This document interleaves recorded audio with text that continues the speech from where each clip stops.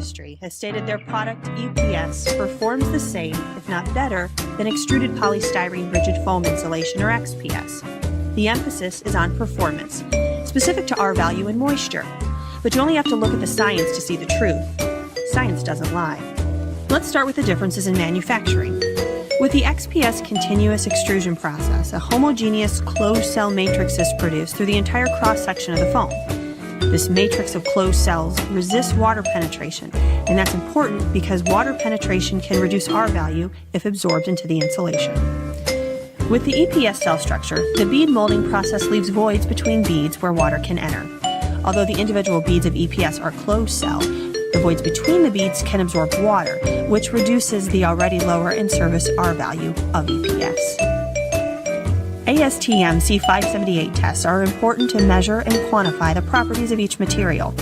What you see here is a demonstration of how each, Owens Corning's XPS and EPS handle water commonly found in a 1.5 pound material.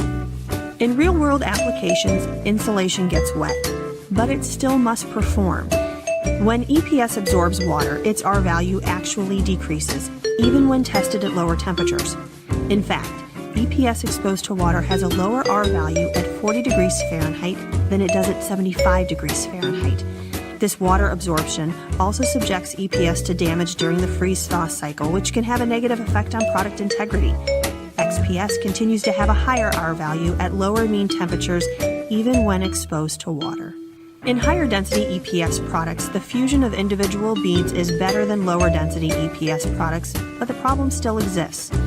Foamular XPS features 0.3% water absorption by volume across all ASTM types, meaning potential to absorb is very unlikely.